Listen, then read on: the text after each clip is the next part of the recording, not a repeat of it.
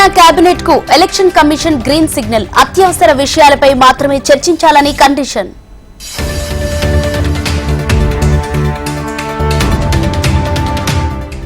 గుడుల పేరుతో మేం ఓట్లు అడగలేదు. బీజేపీపై మాజీ మంత్రి కేటీఆర్ నిప్పులు.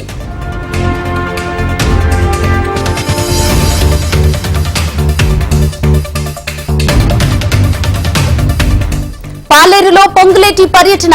పల్లె పల్లెకు తిరిగి ప్రజా సమస్యలపై ఆరా.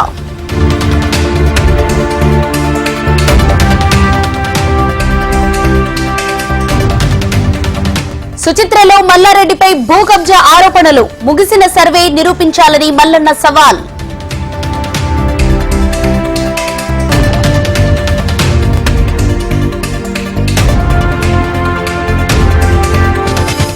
మల్లారెడ్డి భూ కబ్జాలపై సిట్టింగ్ జడ్జితో విచారణకు డిమాండ్. గత ప్రభుత్వంలో గూండాయిజం చేశారని అడ్లూరి లక్ష్మణ్ ఫైర్.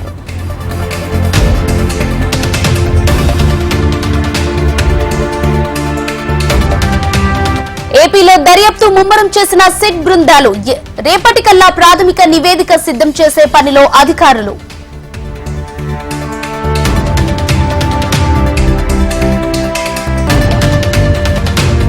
అనంతపురం జిల్లా ఉరవకొండలో నీటికి కటకట అడుగంటిన సమ్మర్ స్టోరేజ్ ట్యాంకులు.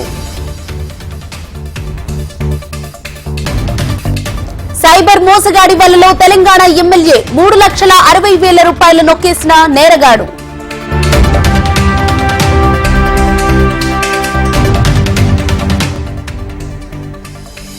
జగిత్యాల జిల్లా పూడూరు బ్రిడ్జిపై ప్రమాదం. పాల వాహనం లారీ ఢీకొని ఒకరు మృతి.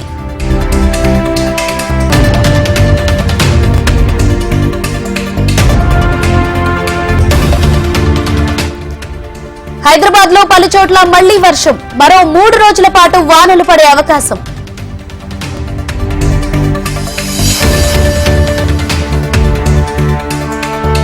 నికోబార్ దీవులను తాకిన నైరుతి. మే 31 నాటికి కేరళను పలకరింపు.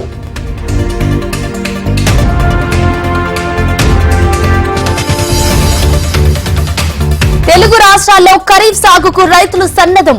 నకిలీ విత్తనాలను అరికట్టాలని అన్నదాతల విజ్ఞప్తి.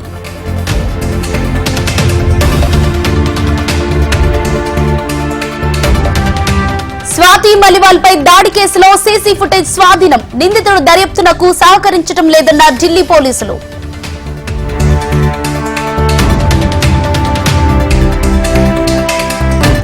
ఆప్ను అంతం చేయటమే బీజేపీ లక్ష్యం. ఆపరేషన్ చీపురు చేపట్టారని కేజ్రీవాల్ ధ్వజం.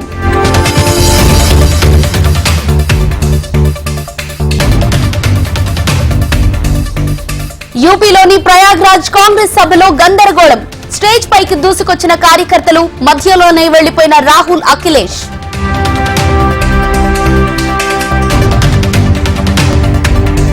మూడు 3,000 సిఐఎస్ఎఫ్ సిబ్బందితో పార్లమెంటుకు సెక్యూరిటీ. బాధ్యతల నుంచి సిఆర్పీఎఫ్ అవుట్.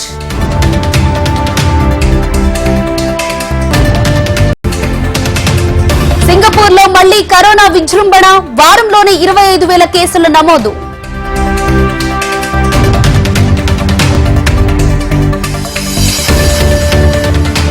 రణరంగంగా Taiwan parliament. వాదోపవాదాలు, నినాదాలతో దద్దరిల్లిన సభ.